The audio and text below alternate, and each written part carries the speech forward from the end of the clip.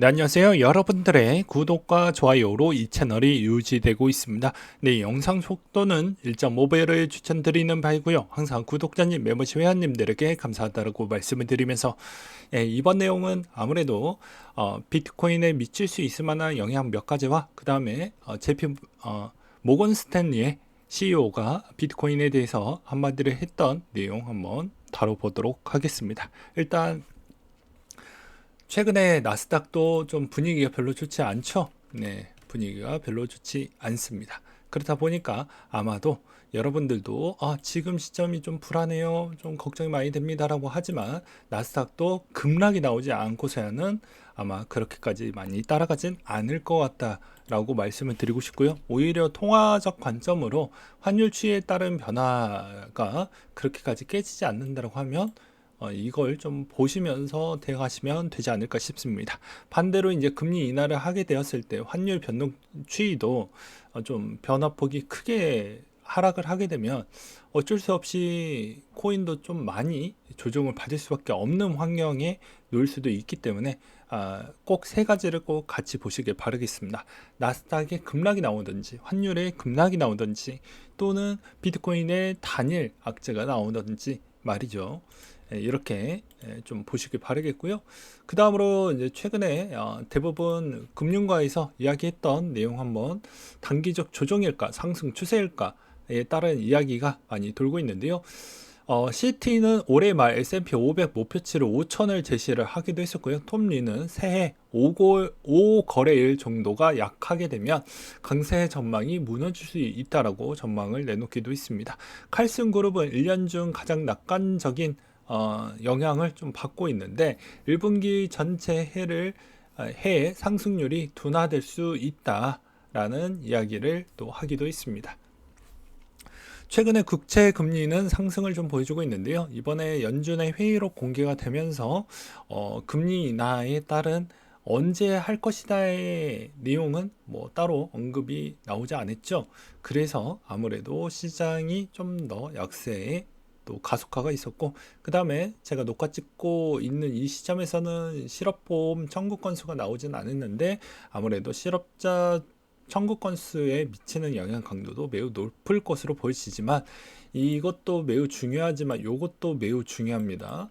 요즘에 이제 과연 물가를 잡을 수 있을 것이냐, 전쟁에 따른 이란의 이슈도 좀 있고요. 그 다음에 가장 큰 건 이 수에즈 운하에 따른 문제점으로 인해서 이렇게 우회해서 가야 된다라는 운임료가 미친 듯이 올라갔습니다. 언제부터 12월 28일부터 엄청나게 많이 올라가서 뭐 국내에 있는 그런 뭐 HMM이나 이런 쪽이 좀 많이 운임 비용을 좀 잘 받고 있어요. 이 말의 의미는 인플레이션이 생각보다 오래 갈 수 있다라는 의견들이 좀 많이 나와주고 있는 실정입니다. 그래서 당장은 뭐 아마도 3월 달에 좋은 이야기가 나올 수는 없을 것 같습니다. 왜냐?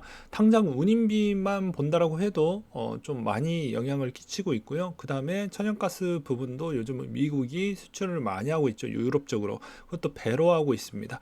그러니 에너지 부분이나 나머지 물자 자원 조달에 어려움을 겪을 수밖에 없기 때문에 이런 측면은 약간 좀 고질적으로 문제가 있다. 해결이 되기 직전 때까지는 연준에 따른 스탠스는 기대에 맞춰서 3월달에 딱 해주는 그런 형태가 아니고 약간 길들이기 형태로 3월달에는 하지 않고 오히려 그 뒤에 할 확률이 매우 높다라고 저는 보고 있는 실정입니다.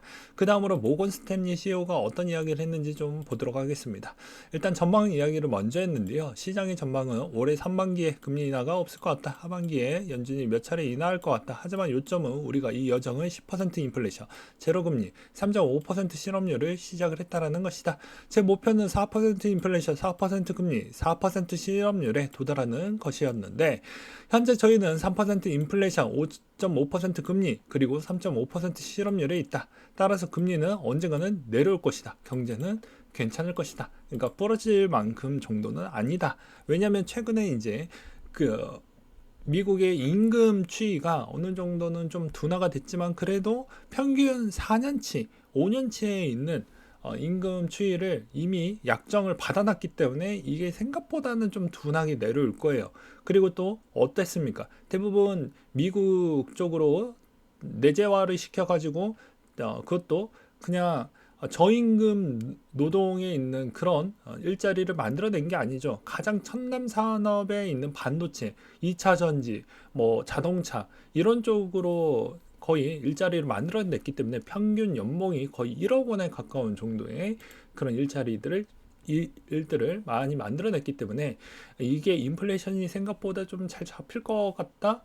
저는 그렇게 보지는 않습니다. 그냥 완만하게 내려가면서 약간 이슈가 터진다고 해도 그렇게 타격이 있을 정도는 아니다라고 보고 있는 실정입니다. 그 다음에 개인적으로 경기 침체가 일어날 가능성은 낮다라고 생각을 하고 경착륙의 가능성이 더 낮습니다. 지켜봐야 하겠지만 연착륙 가능성이 훨씬 더 높은 것으로 분명합니다. 연준이 이 일을 잘하고 있다라고 생각을 합니다. 라고 이야기를 했고요. 그 다음에 이제 메인 내용이죠. 모건 스탠리 CEO가 비트코인의 투기적 자산이라고 표현을 했는데요. 저는 한 번도 가치 저장 수단으로서 비트코인 가치를 이해하지 못했다. 부유한 사람들의 재정적 구조에 매우 작은 역할을 할 것입니다. 너무 투기적이고 변동성이 크기 때문에 엄청난 규제 변화와 최근의 전형적인 파산으로 인한 산업 혼란을 겪고 있습니다. 그렇다고 비트코인이 사라지지는 않을 것 같은데 일시적인 유행은 아닌 것 같습니다.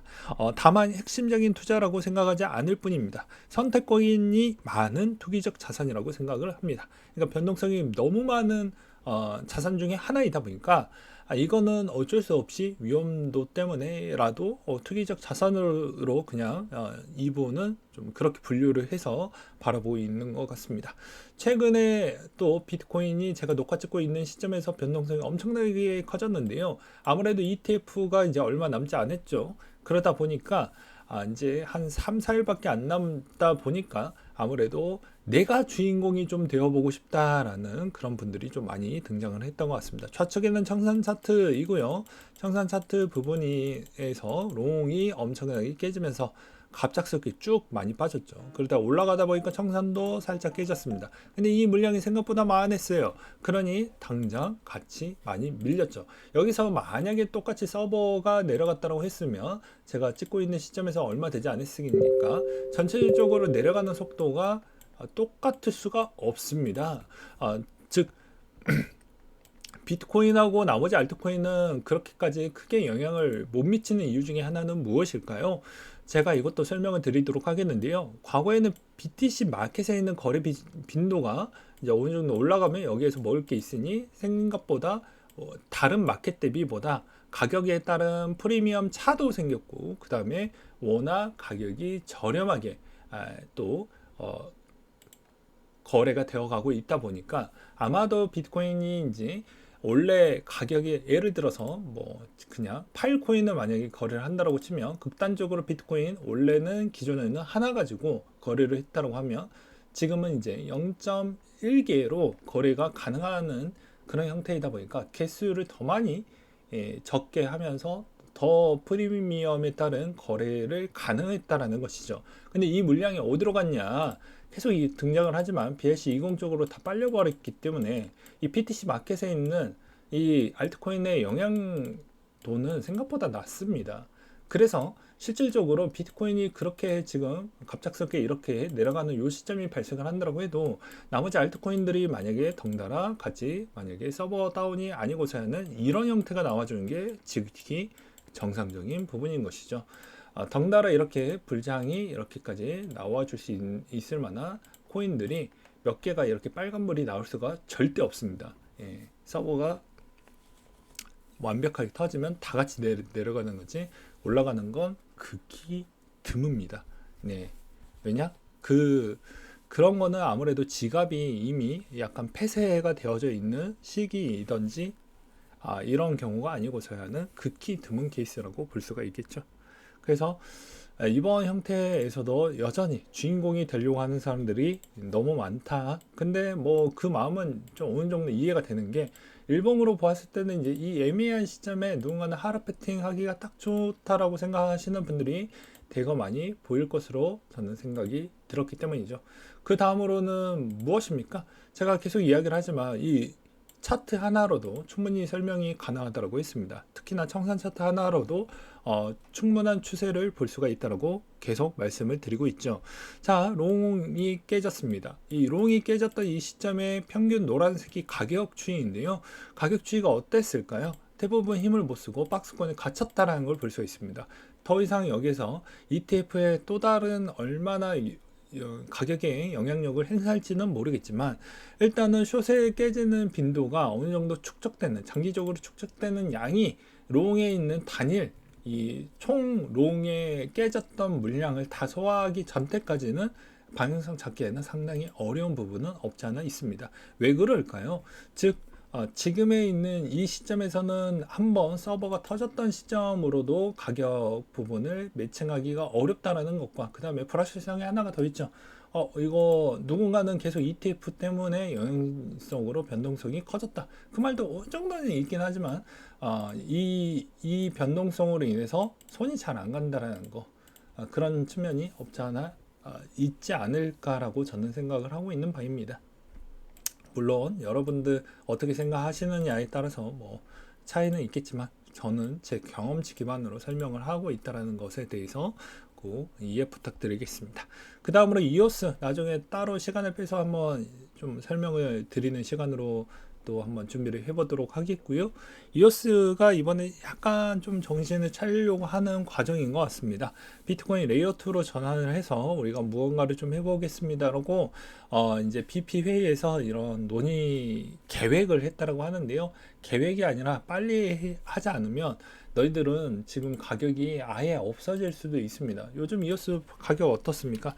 다른 코인보다 진짜 형편없습니다. 이거는 뭐 이오스를 들고 계시는 분들이 뭐 왜 우리 애 두드려 패요, 지금도 아픈데요, 이래봐야 의미가 없는 게, 현실을 이거 직접적으로 체험하지 않으면 나중에 시간이 지나면 이거 되돌릴 수가 없습니다. 그래서 제가 계속 이야기를 하죠. 재단은 어차피 역할과, 그 다음에 주식을 해봤던 분들은 주청에서 대부분 자기의 불리한 이야기를 안 하려고 합니다. 그 습성을 이런 코인 재단도 마찬가지예요. 근데 대다수 그거 내 돈이 100%다 들어갔으니까 녹았으니까 그만 패요, 이렇게 이야기를 하지만, 그게 여러분들에게 그만 팬다라고 해서 그게 가격이 올라가냐, 그건 또 아니거든요. 그래서 이런 이야기를 하는 것입니다. 그리고 최근에 이오스를 보게 되면 올라간다라고 해도 정고를 돌파를 못했던 코인들은 좀 제낄 필요성이 있습니다. 제가 항상 이야기를 하죠. 정고를 돌파를 못했던 코인들은 제끼는 게 맞는 이유 중에 하나가, 대부분 그만큼 관심도가 점차 떨어지고 있다는 것과, 이쪽에 그 다음 신규 유저들이 잘 안 들어오고 있다, 이렇게 볼 수밖에 없습니다. 솔직히 말을 해서. 나머지 코인들은 조금 달라지는 코인들이 몇 가지가 있긴 하죠. 그런 코인들이 좀 더 유망하다라고 저는 보고 있는 실정입니다. 그래서 단순하게 본다라고 해도 왜 그때 그 전 가장 잘 나갔던 그 시기 때 왜 정고를 돌파를 못했던 시기를 또 한번 공부를 하고 연구를 하고 내 코인을 바라본다라고 하면 어느 정도 답을 또 찾으실 거라고 저는 보고 있고요. 그 다음으로 비트코인 현물 금요일 승인 다음 주 거래 전망 폭스에서 나왔던 내용인데요. 의미가 없습니다. 어차피 ETF 아크가 1월 10일 이전에 나왔던 내용 가지고는 그렇게 크게 막 이거 가지고 뭐 설레발 치거나 그러지는 않습니다. 어차피 확정 일자가 나와져 있는데 왜 다른 거 가지고 많이 흔들린다라고 보기에는 저는 좀 앞뒤가 안 맞을 것 같고요. 왜 그러냐면 이때까지 ETF 실망이었다 라는 이야기가 나왔을 때, 연기가 됐었을 때마다 변동성이 그렇게 크지는 않았습니다. 있어봐야 한 3% 정도 선이었기 때문에 그렇게 좀 표현하고 싶었고요. 그 다음에 23년도 1, 2월 달에도 실리콘뱅크 은행이 망했다라고 했을 때도 그 정도까지는 그것보다는 더 많이 움직이지 않았기 때문입니다. 그 다음으로 스마트폰이 이더리움 매수 부분이 이번에 좀 고래가 계속해서 관심 있게 좀 보고 있다라는 내용들도 좀 눈에 들어오기도 했습니다. 그 다음으로 좀 안타까운 내용 중에 또 하나인데요. 이믹스 또 골프 상금으로 이믹스를 받았는데 이걸 또 8억 원에 또 다 처분을 좀 했다라고 합니다. 진짜 좀 지혜로운 사람이지 않을까요? 아무튼 이번 이런 어려운 시장에서도 여러분들이 그토록 기다렸던 ETF 기간에 과연 어떻게 움직일지 이것도 좀 볼 필요성이 있겠고, 여기서도 분명히 기존에 가는 놈이 좀 조정이 나왔을 때 우리는 좀 관심을 두면서 보시는 게 더 맞지 않을까 싶습니다. 그리고 미운하고는 어차피 이더리움 좀 느리게 흘러가고 있는데, 이 느린 만큼 여러분들에게 또 다른 기회가 올 수가 있기 때문에 비트코인 손에 안 가시는 분은 차선으로 이더를 선택해서 가보시는 것도 나쁘지 않을 것 같습니다. 왜 그러냐면 비트가 밀렸을 때 이더에 밀리는 등락률이 거의 비슷했기 때문입니다. 그래서 이도도 생각보다 체력이 많이 좋아졌기 때문에 하방은 지켜주되 상방은 나중에 좀 더 열려져 있다, 이렇게 좀 말씀을 드리고 싶네요. 아무튼 오늘 내용 여기까지 준비를 했고요. 이상으로 마치도록 하겠습니다.